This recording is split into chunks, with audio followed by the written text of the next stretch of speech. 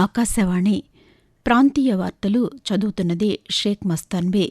ముఖ్యాంశాలు: ఆంధ్రప్రదేశ్ ముఖ్యమంత్రి నారా చంద్రబాబు నాయుడు ఈరోజు క్వాంటమ్ టాక్ కార్యక్రమంలో పాల్గొంటారు. ప్రపంచానికి ప్రేమ, శాంతి, సేవా మార్గాలను సూచించింది క్రీస్తు అని ఆంధ్రప్రదేశ్ ముఖ్యమంత్రి నారా చంద్రబాబు నాయుడు పేర్కొన్నారు. పర్యాటక రంగంలో ఉపాధి అవకాశాలు విస్తృతంగా ఉన్నాయని ఆంధ్రప్రదేశ్ ఉప ముఖ్యమంత్రి కె పవన్ కళ్యాణ్ తెలిపారు. ముస్తాబు కార్యక్రమ నిర్వహణతో విద్యార్థుల్లో ఆరోగ్యం మెరుగుపడుతుందని ఆంధ్రప్రదేశ్ బీసీ సంక్షేమ శాఖ మంత్రి ఎస్ఎస్ సవిత అన్నారు. రాష్ట్రంలో యూరియా విక్రయాలు పారదర్శకంగా జరగాలన్న ఉద్దేశంతోనే ప్రభుత్వం మొబైల్ యాప్ను తెచ్చిందని తెలంగాణ వ్యవసాయ శాఖ మంత్రి తుమ్మల నాగేశ్వరరావు వెల్లడించారు. ఆంధ్రప్రదేశ్ ముఖ్యమంత్రి నారా చంద్రబాబు నాయుడు ఈరోజు క్వాంటమ్ టాక్ కార్యక్రమంలో పాల్గొంటారు. ఈ ఉదయం టెక్ విద్యార్థులతో ఆన్లైన్లో ఆయన మాట్లాడనున్నారు.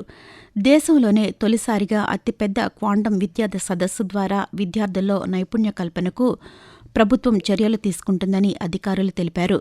ఈ కార్యక్రమంలో పాల్గొనేందుకు వేలాదిగా విద్యార్థులు, ఐటీ రంగ ఉద్యోగులు రిజిస్టర్ చేసుకున్నట్లు వెల్లడించారు. క్వాంటమ్ టెక్నాలజీ లక్ష్యాల గురించి సదస్సులో ముఖ్యమంత్రి వివరించనున్నారని పేర్కొన్నారు. ప్రపంచానికి ప్రేమ, శాంతి, సేవా మార్గాలను సూచించింది క్రీస్తు అని ఆంధ్రప్రదేశ్ ముఖ్యమంత్రి నారా చంద్రబాబు నాయుడు పేర్కొన్నారు. క్రైస్తవులకు సంక్షేమం, ఆర్థిక చేయూత అందించింది కూటమి ప్రభుత్వమేనని తెలిపారు. విజయవాడలో రాష్ట్ర ప్రభుత్వం ఆధ్వర్యంలో నిన్న నిర్వహించిన సెమీ క్రిస్మస్ వేడుకల్లో ముఖ్యమంత్రి పాల్గొన్నారు. ఈ సందర్భంగా ఆయన మాట్లాడుతూ, పాస్టర్లకు గౌరవవేతనం ఇవ్వడం తొలుత ప్రారంభించింది తమ ప్రభుత్వమేనని చెప్పారు. సమైక్య రాష్ట్రంలో క్రిస్మస్ వేడుకలు ప్రభుత్వ ఆధ్వర్యంలో నిర్వహించింది తానేనని పేర్కొంటూ, సమైక్య ఆంధ్రప్రదేశ్లోనే మొట్టమొదటిసారిగా ప్రభుత్వం తరపున క్రిస్మస్ జరిపినటువంటి పార్టీ ప్రభుత్వం తెలుగుదేశం ప్రభుత్వం అని కూడా మీకు తెలియజేస్తున్నా. పాస్టర్లకు కూడా గౌరవ వేతనం ఇచ్చింది, ఆ రోజు ప్రారంభించింది. నేను 44,812 మంది క్రైస్తవ సోదరి సోదరుమణులకి 22 కోట్ల రూపాయలు ఖర్చు పెట్టి సహాయం చేశాం. 8,427 మంది పాస్టర్లకి 5,000 రూపాయల చొప్పున గౌరవ వేతనం ఇస్తున్నాం. ఈ సంవత్సరం నవంబర్ వరకు మొన్నే ఇచ్చాం. ఇప్పుడు మళ్లీ క్రిస్మస్ వచ్చింది, దీనికి 51 కోట్ల రూపాయలు అవుతుంది. 24 సాయంత్రం లోపల మీ అకౌంట్ లో ఈ డబ్బులు ఉంటాయని చెప్పి కూడా మీకు తెలియజేస్తున్నాం. రాష్ట్రపతి ద్రౌపది ముర్ము హైదరాబాద్లో శీతాకాల విడిది ముగించుకుని నిన్న సాయంకాలం ప్రత్యేక విమానంలో ఢిల్లీ వెళ్లారు. అంతకుముందు బొల్లారంలోని రాష్ట్రపతి నిలయం నుంచి హకీంపేట వైమానిక దళ విమానాశ్రయానికి చేరుకున్నారు. ఈ సందర్భంగా తెలంగాణ గవర్నర్ జిష్ణుదేవ్ వర్మ, ముఖ్యమంత్రి ఏ రేవంత్ రెడ్డి, కేంద్ర మంత్రి కిషన్ రెడ్డి, రాష్ట్ర మంత్రి ధనసరి సీతక్క తదితరులు, త్రివిధ దళాల అధికారులు విమానాశ్రయంలో రాష్ట్రపతికి వీడ్కోలు పలికారు. శీతాకాల విడిదిలో భాగంగా ఈ నెల 17న ద్రౌపది ముర్ము నగరానికి వచ్చారు. పర్యాటక రంగంలో ఉపాధి అవకాశాలు విస్తృతంగా ఉన్నాయని ఆంధ్రప్రదేశ్ ఉప ముఖ్యమంత్రి కె పవన్ కళ్యాణ్ తెలిపారు. ఈ అవకాశాలను అందిపుచ్చుకునేందుకు ప్రణాళికలు రూపొందించాలని ఆయన పేర్కొన్నారు. గుంటూరు జిల్లా మంగళగిరిలోని క్యాంపు కార్యాలయంలో పర్యాటక అభివృద్ధి, ఉపాధి కల్పనపై సమీక్షను ఆయన నిన్న నిర్వహించారు. రాష్ట్రం అన్ని విధాలా సురక్షితమన్న భావన పర్యాటకుల్లో కలగాలని చెప్పారు. ఇందుకోసం tourism safety and protection policy తీసుకురావాల్సిన అవసరం ఉందని ఆయన సూచించారు. ముస్తాబు కార్యక్రమ నిర్వహణతో విద్యార్థుల్లో ఆరోగ్యం మెరుగుపడుతుందని, క్రమశిక్షణ అలవడ్డంతో పాటు ఆత్మవిశ్వాసం పెరుగుతుందని ఆంధ్రప్రదేశ్ బీసీ సంక్షేమ శాఖ మంత్రి ఎస్ఎస్ సవిత పేర్కొన్నారు. విద్యతో పాటు విద్యార్థుల ఆరోగ్య సంరక్షణకు కూటమి ప్రభుత్వం అధిక ప్రాధాన్యతనిస్తోందని అన్నారు. కృష్ణా జిల్లా మోపిదేవిలోని గురుకుల పాఠశాలలో ముస్తాబు కార్యక్రమం నిన్న నిర్వహించారు. ఈ సందర్భంగా పాఠశాలలో ముస్తాబు కార్నర్ను ప్రారంభించిన అనంతరం మంత్రి మాట్లాడుతూ, ముస్తాబు కార్యక్రమం గురించి పిల్లలందరికీ ఎక్స్ప్లెయిన్ చేస్తూ మరి దానికి కావాల్సిన వస్తువులు కూడా ఒక పక్క వాష్ బేషన్స్, మిర్రర్, దువ్వెన, నెయిల్ కట్టరు, హ్యాండ్ వాష్ అన్ని ఏర్పాటు చేయడం కూడా జరిగింది. ఎందుకంటే రాష్ట్రం ఒక పక్క నాణ్యతమైన విద్యతో పాటు, నాణ్యతమైన భోజనంతో పాటు, నాణ్యతమైన ఆరోగ్యాన్ని కూడా పిల్లలకు నేర్పాలనే ఉద్దేశంతోనే ముఖ్యమంత్రి గారు ఈ ప్రోగ్రాం ఏర్పాటు చేశారు. మరి కిట్ కావచ్చు, సర్వేపల్లి రాధాకృష్ణ గారి పేరు మీద ఒక కిట్ కూడా అందజేశాం. ఆకాశవాణి ప్రాంతీయ వార్తలు వింటున్నారు. రాష్ట్రంలో యూరియా విక్రయాలు పారదర్శకంగా జరగాలన్న ఉద్దేశంతోనే ప్రభుత్వం మొబైల్ యాప్ను తీసుకువచ్చిందని తెలంగాణ వ్యవసాయ శాఖ మంత్రి తుమ్మల నాగేశ్వరరావు తెలిపారు. సచివాలయంలో ఆయన నిన్న పాత్రికేయులతో మాట్లాడుతూ, రైతులు షాపుల వద్ద క్యూలైన్లో ఉండి వారి సమయాన్ని వృధా చేసుకోకుండా ఉండేందుకు యాప్ ఉపయోగపడుతుందని అన్నారు. రాష్ట్రంలో ఏ ప్రాంతంలోని రైతులైనా వారికి దగ్గరలోని షాపులోనే యూరియా కొనుగోలు చేసే సదుపాయం కల్పిస్తున్నట్లు తెలిపారు. భారత మాజీ ప్రధానమంత్రి చౌదరి చరణ్ సింగ్ జయంతిని ఈరోజు జాతీయ రైతు దినోత్సవం లేదా కిసాన్ దివస్గా నిర్వహిస్తున్నారు. దేశ ప్రధానమంత్రిగా చరణ్ సింగ్ పనిచేసింది కొద్ది కాలమే అయినప్పటికీ వ్యవసాయ రంగాభివృద్ధికి ఆయన విశేష కృషి చేశారు. అన్నదాత మేలు కోసం ఎన్నో వ్యవసాయ చట్టాలను అమల్లోకి తీసుకువచ్చారు.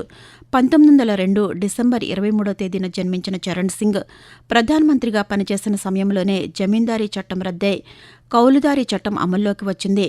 ఏడాదిలో ఒక్కరోజైనా వ్యవసాయ రంగంపై ప్రజలకు అవగాహన కల్పించడమే కిసాన్ దివస్ను జరుపుకోవడంలోని ప్రధాన అంశం. షెడ్యూల్ ప్రాంతాలకు పంచాయతీల విస్తరణ పెసా చట్టం వార్షికోత్సవాన్ని పురస్కరించుకుని ఆంధ్రప్రదేశ్లోని విశాఖపట్నం వేదికగా ఈరోజు రేపు పెసా మహోత్సవం నిర్వహిస్తున్నట్లు కేంద్ర పంచాయతీరాజ్ మంత్రిత్వ శాఖ సంయుక్త కార్యదర్శి ముక్తా శేఖర్ వెల్లడించారు. విశాఖపట్నంలో నిన్న పాత్రికేయులతో మాట్లాడుతూ ఈ వేడుకలను రాష్ట్ర ఉప ముఖ్యమంత్రి కె పవన్ కళ్యాణ్ ప్రారంభించనున్నారని తెలిపారు. కార్యక్రమానికి 10 రాష్ట్రాల నుంచి పంచాయతీల ప్రతినిధులు, క్రీడాకారులు, సాంస్కృతిక కళాకారులు ఇచ్చేస్తున్నారని వెల్లడించారు. ప్రధానమంత్రి నరేంద్ర మోదీ తన మనసులోని భావాలను ఆకాశవాణి ద్వారా దేశ ప్రజలతో పంచుకునే మన్ కీ బాత్ మనసులోని మాట కార్యక్రమం 129వ సంచిక ఈ నెల 28వ తేదీ ఆదివారం ప్రసారమవుతుంది. మన్ కీ బాత్ కార్యక్రమానికి ప్రజలు తమ సూచనలు అందించాలని ప్రధాని కోరారు. ప్రజలు తమ స్వర సందేశాలను 1800117800 నంబరుకు 26వ తేదీ వరకు పంపవచ్చు. భారత్లో శ్రీలంక మహిళల క్రికెట్ జట్టు పర్యటనలో భాగంగా 2వ టీ20 మ్యాచ్ ఈరోజు విశాఖపట్నంలోని వీడీసీఏ క్రికెట్ స్టేడియంలో జరగనుంది. రాత్రి 7 గంటలకు ఈ మ్యాచ్ ప్రారంభం కానుంది. 21న జరిగిన మొదటి మ్యాచ్లో భారత జట్టు విజయం సాధించి 1-0 ఆధిక్యంతో నిలిచింది. వాతావరణం. ఆంధ్రప్రదేశ్ యానాముల్లోని దిగువ ట్రోపా ఆవరణలో ఈశాన్య దిశగా గాలులు వీస్తున్నాయని అమరావతిలోని భారత వాతావరణ కేంద్రం తెలిపింది. వీటి ఫలితంగా రాష్ట్రంలోని ఉత్తర కోస్తా, యానాం, దక్షిణ కోస్తాలో ఈరోజు పొడి వాతావరణం ఏర్పడే అవకాశముందని అమరావతి వాతావరణ కేంద్రం అధికారిని జి. లక్ష్మి పేర్కొంటూ ఉత్తర కోస్తా ఆంధ్రప్రదేశ్, యానాము మరియు దక్షిణ కోస్తా ఆంధ్రప్రదేశ్, రాయలసీమ ఈరోజు పొడి వాతావరణం ఏర్పడే అవకాశం ఉంది. రాగల 5 రోజుల్లో ఆంధ్రప్రదేశ్, యానాము, రాయలసీమల్లో కనిష్ట ఉష్ణోగ్రతలు 1 లేదా 2 చోట్ల సాధారణం కంటే 2 నుండి 4 డిగ్రీల సెంటీగ్రేడ్ తక్కువగా నమోదయ్యే అవకాశం ఉంది. మరోవైపు ఉభయ తెలుగు రాష్ట్రాల్లోని చలి తీవ్రత కొనసాగుతోంది. ఏజెన్సీ ఇతర ప్రాంతాల్లో దట్టమైన పొగమంచు కురుస్తోంది. కనిష్ట ఉష్ణోగ్రతలు 4 డిగ్రీల నుంచి 15 డిగ్రీల్లోపు నమోదవుతున్నాయి. తెలంగాణలో రానున్న 2 రోజుల పాటు పొడి వాతావరణం నెలకొంటుందని హైదరాబాద్ వాతావరణ కేంద్రం తెలిపింది. అక్కడక్కడ కనిష్ట ఉష్ణోగ్రతలు సాధారణం కంటే 3 నుంచి 4 డిగ్రీల సెల్సియస్ వరకు తక్కువగా నమోదయ్యే అవకాశం ఉందని వెల్లడించింది. ఆదిలాబాద్, కొమరం భీం, ఆసిఫాబాద్, మంచిర్యాల, నిర్మల్, సంగారెడ్డి, మెదక్, కామారెడ్డి జిల్లాల్లో అక్కడక్కడ శీతల గాలులు వీచే అవకాశం ఉందని హెచ్చరించింది. ప్రాంతీయ వార్తలు ముగించే ముందు ముఖ్యాంశాలు మరొకసారి. ఆంధ్రప్రదేశ్ ముఖ్యమంత్రి నారా చంద్రబాబు నాయుడు ఈరోజు క్వాంటమ్ టాక్ కార్యక్రమంలో పాల్గొంటారు. ప్రపంచానికి ప్రేమ, శాంతి, సేవా మార్గాలను సూచించింది క్రీస్తు అని ఆంధ్రప్రదేశ్ ముఖ్యమంత్రి నారా చంద్రబాబు నాయుడు పేర్కొన్నారు. పర్యాటక రంగంలో ఉపాధి అవకాశాలు విస్తృతంగా ఉన్నాయని ఆంధ్రప్రదేశ్ ఉప ముఖ్యమంత్రి కె. పవన్ కళ్యాణ్ తెలిపారు. ముస్తాబు కార్యక్రమ నిర్వహణతో విద్యార్థుల్లో ఆరోగ్యం మెరుగుపడుతుందని ఆంధ్రప్రదేశ్ బీసీ సంక్షేమ శాఖ మంత్రి ఎస్ఎస్ సవిత తెలిపారు. రాష్ట్రంలో యూరియా విక్రయాలు పారదర్శకంగా జరగాలన్న ఉద్దేశంతోనే ప్రభుత్వం మొబైల్ యాప్ను తెచ్చిందని తెలంగాణ వ్యవసాయ శాఖ మంత్రి తుమ్మల నాగేశ్వరరావు వెల్లడించారు. ఆకాశవాణి ప్రాంతీయ వార్తలు ఇంతటితో సమాప్తం.